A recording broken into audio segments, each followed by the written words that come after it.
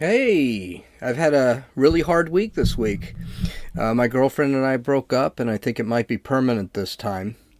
I was in such bad shape, I didn't even want to do this podcast today. But I did have a great Saturday, so I got motivated and I thought, you know what, I can't stop life. So I have decided I'm going to make the rest of this long weekend worth it. I'm going to make it as good as it was Saturday. And with that, I'm going to be a little bit more lighthearted in this podcast. This is Gene, and you're listening to Dumbasses Talking Politics.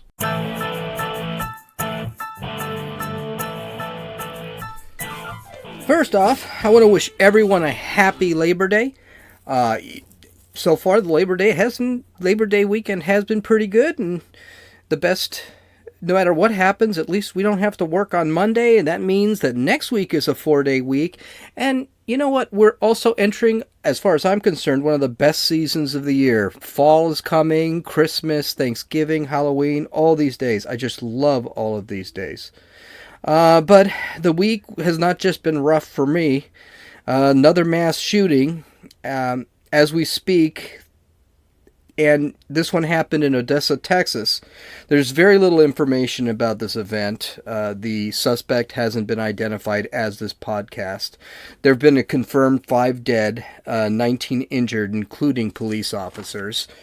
There is no reason that this happened. There's no one really knows what ended up happening. This is a tough one because this is the third mass shooting within the last month, and the second one in Texas.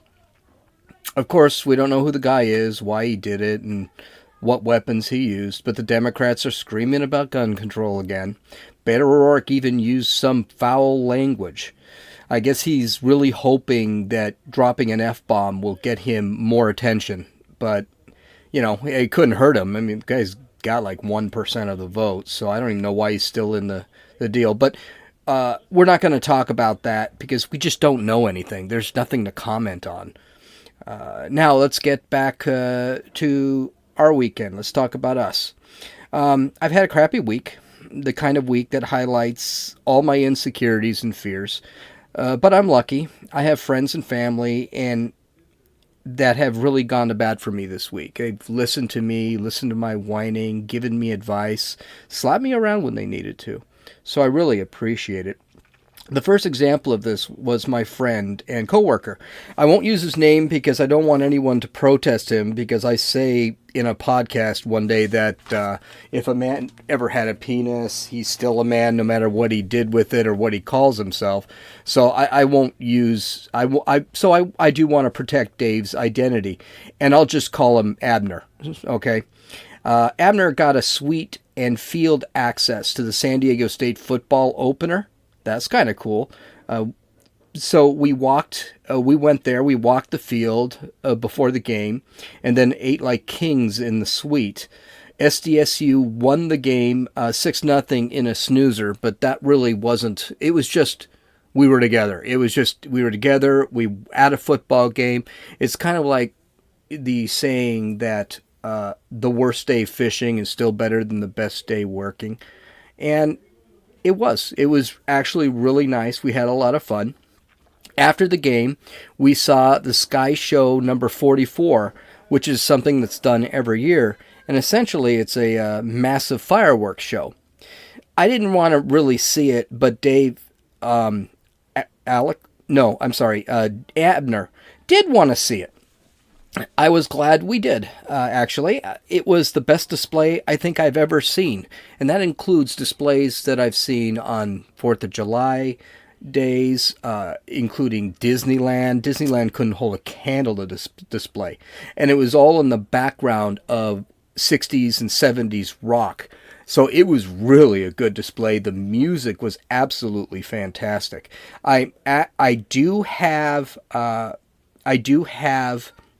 video of the fireworks display, and I'm put it up on YouTube, and then add it to my site at www.dumbassestalkingpolitics.com. But it's going to take me a little bit because it was a long display. It was about 25 minutes. These guys at, it's called KGB. It's a classic rock radio station. They must have spent $200-300 on this display because it was fantastic. But Abner and I also talked about my girlfriend, and he's usually really quiet. He doesn't really talk about it, because he doesn't see it's my business, even though I actually do see him as a friend, so I have no problem talking about personal stuff with him. Well, hard to say, but probably ex-girlfriend I should refer to as right now. But he did something that I really needed, and just made me refocus. He made me look forward and not back. He told me look at the things you are doing. Why are you thinking about the things you can't control? Which he's absolutely correct on. And I think when we were discussing the book, The Subtle Art of Not Giving an F by Mark Manson, I did mention that you can only control what you can control. And I truly believe that little discussion with Dave, and we're talking, it was literally 2 to 3 minutes.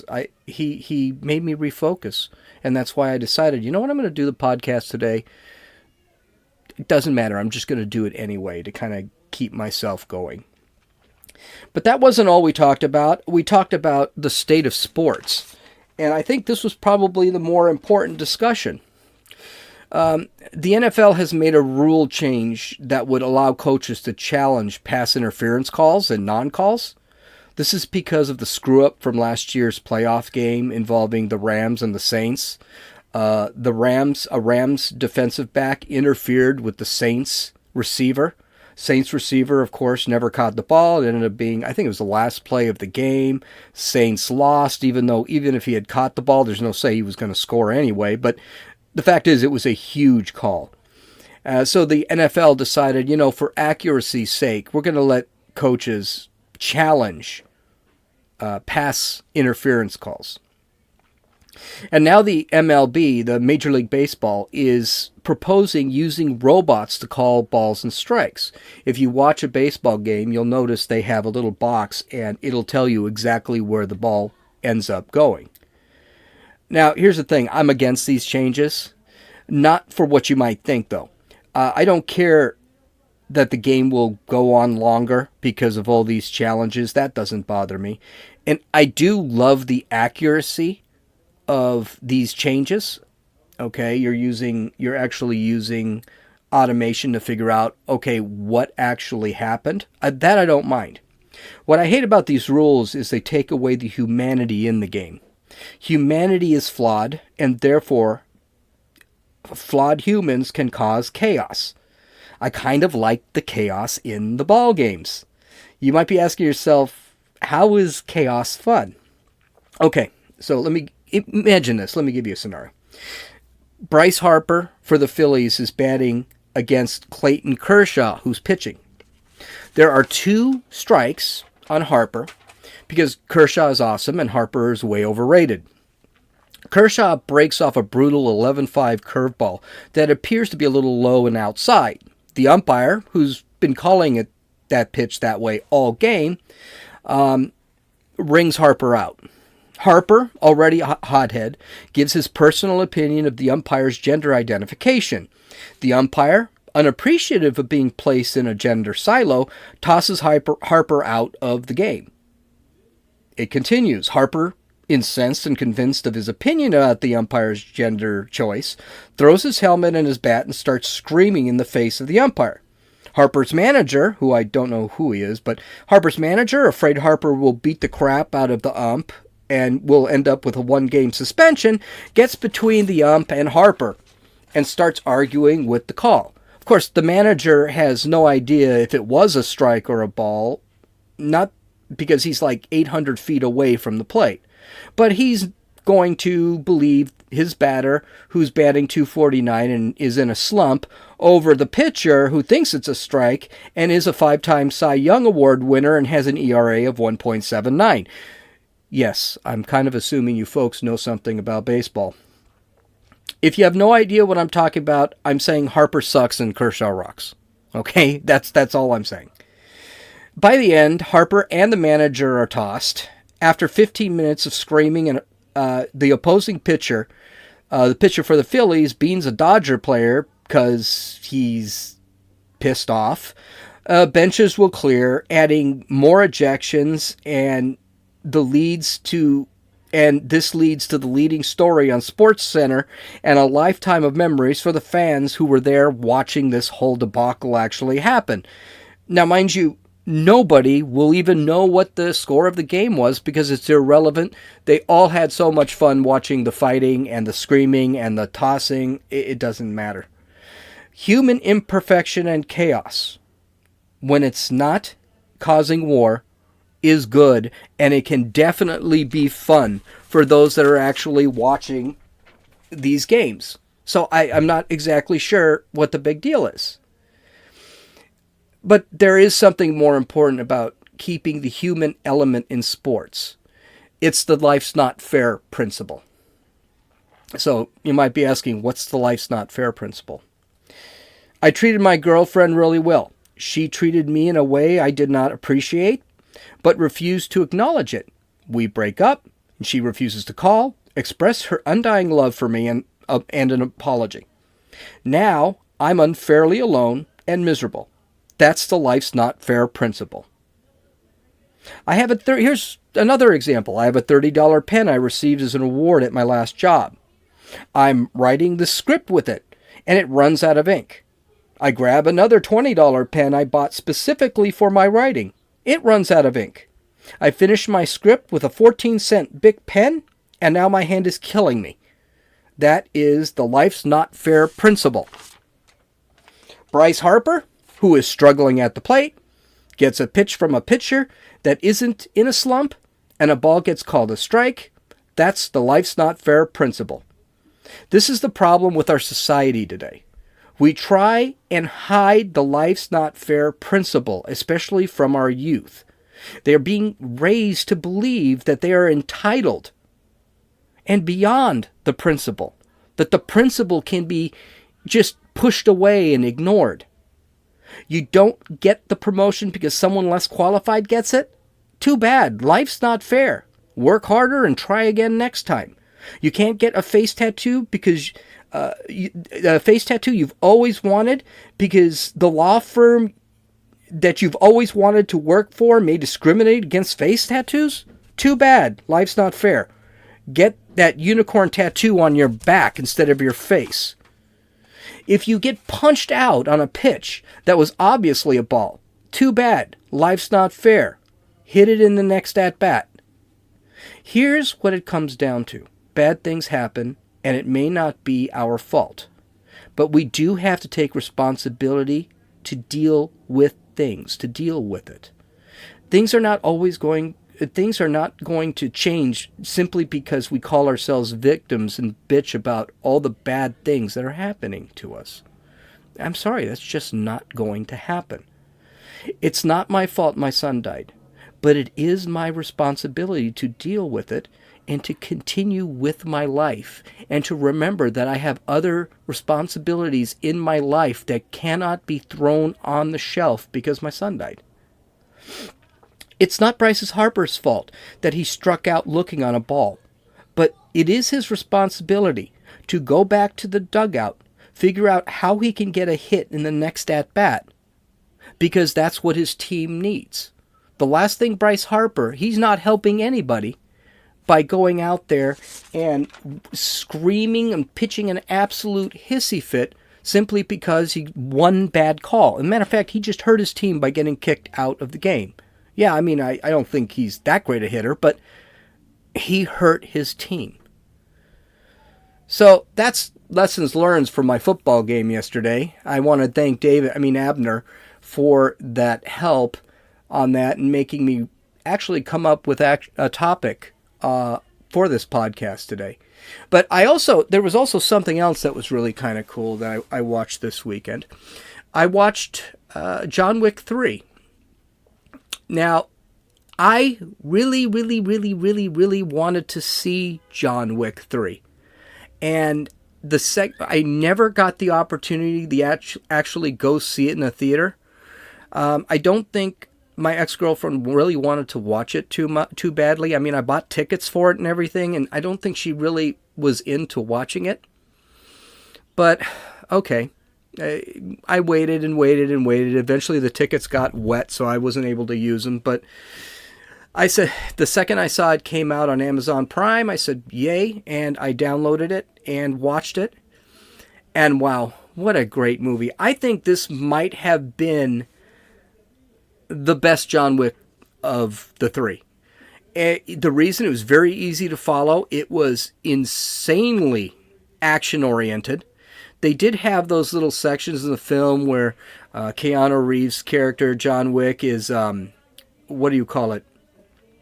Is reviewing his past and all of that garbage, which is kind of annoying. I mean, he kills 48 people, and then he starts thinking about his wife and the puppy that was killed and garbage like that.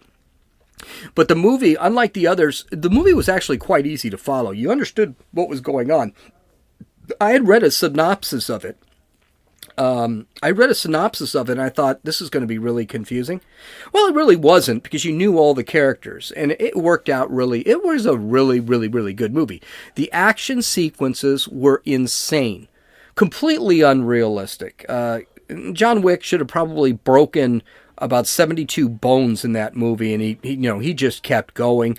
John Wick, no handgun holds 26, 27 rounds without an extended mag. I mean, it was unrealistic. It was why people are attacking him one at a time, why they're not it was unrealistic, but it was also just a fantastic movie. So if you go to the website, I will actually, once I finish writing this blog entry, I'll have John Wick's preview on there, and you can watch that. There is something else I want to talk about, because it's really helped me, and I think the show, it's a television show. It's an older television show, mid-90s is when it came out. A TV show called Frasier.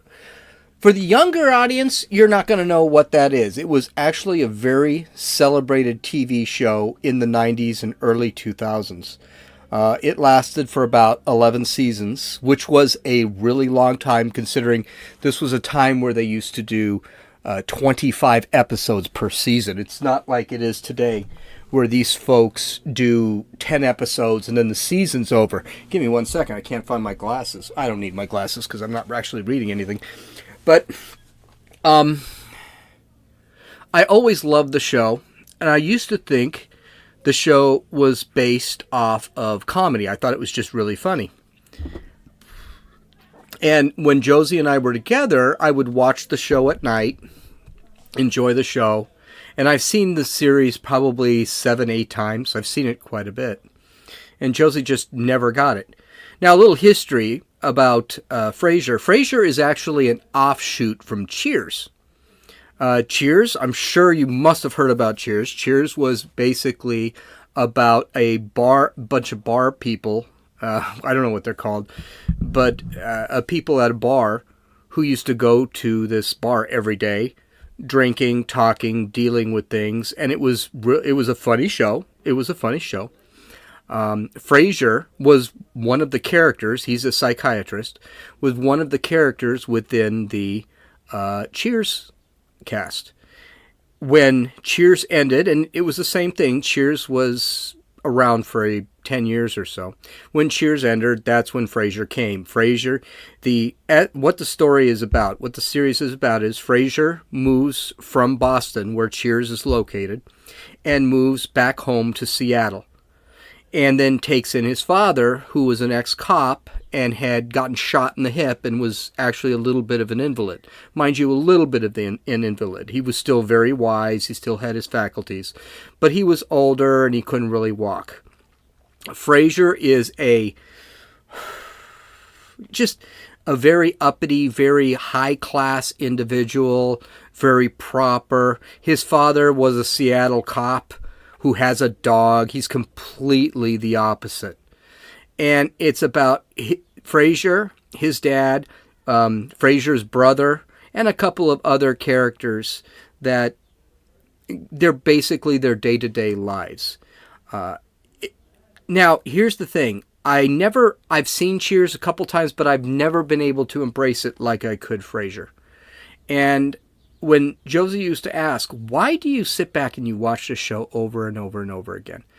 I thought about it, and then I realized because it's my life. It's real life. Except it's funny. It's about a man who comes home to his family, a family who, for the most part, he'd been separated from after his mother died. He has to make amends with his father, and he has to help his father because his father can no longer be independent.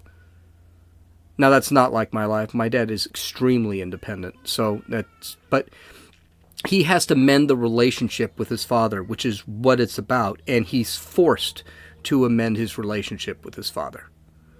And he's forced to amend his relationship with his brother.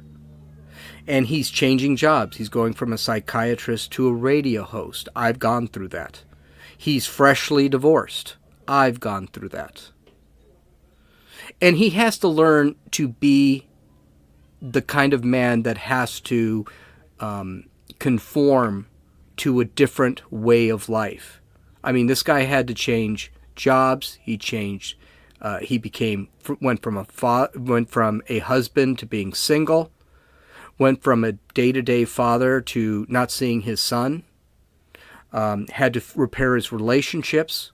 Had to move to a different city. A lot of that stuff is exactly like me. And I think the reason I like this show as opposed to Cheers is I can relate to the show. And I wasn't going to talk about this. I was never going to talk about it. I was just going to watch the show. But I realized, and I'm getting a little cerebral here only because I'm kind of sad and things of that nature. But the reason I'm bringing it up is because I watched the show yesterday. I got home at about 11:30 last night, and then I watched it till about 3 o'clock in the morning. And then I turned it off, and I went to bed. And I slept really well. I woke up at 7:30 because some band decided they were going to practice at 6:30. Why anybody practices at 6:30 in the morning and why the cops aren't here telling them to tone it down, I don't know. But the show I can relate to, and it makes me feel better, and it makes me feel like when I am in this world, I'm not alone. This is not something that happens only to me. I don't feel like a victim. I feel like, you know what, that's just life. Life sucks. Life's unfair. Get over it. So you can say in this shorter podcast today, I think the main theme of this podcast is life isn't fair. Things are going to happen. And you're going to need to take responsibility for those things when they happen. And how you respond, how you take you can take responsibility, or you can do what society is telling us not to do. Don't take responsibility for it. It's not your fault. You're a victim here. And you know what? I'm not a victim. I'm not a victim. Josie's not a bad person. We just had issues. We didn't get along. There were problems there. And maybe it was for the best, and chances are it's going to be for the best. But that doesn't mean I'm not going to embrace our relationship and think that it was one of the best relationships I've ever had. It definitely was. But it's taking responsibility for where I am right now. And I am proud that I'm strong enough to sit back and say to myself, you know something? This happened. I'm going to have to deal with it. And it's not the first time something bad has happened. It's not going to be the last. We'll just deal with it. So I know this was not exactly the typical podcast that I do. It's a little bit different. But I felt that I needed to do something today simply because I didn't do anything Friday. And by the way, that podcast is done. I know what I'm going to do. I'm probably going to do it tomorrow just to make sure I'm consistent. I know you folks aren't actually going to do podcasts tomorrow because probably 99% of you aren't going to work. But I hope everyone has a fantastic Labor Day. I hope everyone has a fantastic weekend. So far, I'm having a pretty darn good weekend. You can listen to this podcast on iTunes. Podbean, Podcast Addict, and YouTube. The actual YouTube address will be in the notes of the podcast. You can follow me on Twitter at runninfool, RUNNINFEWL. And you can read the blog at www.dumbassestalkingpolitics.com. I hope you folks have, a great weekend. This is Gene, and you've listened to Dumbasses Talking Politics.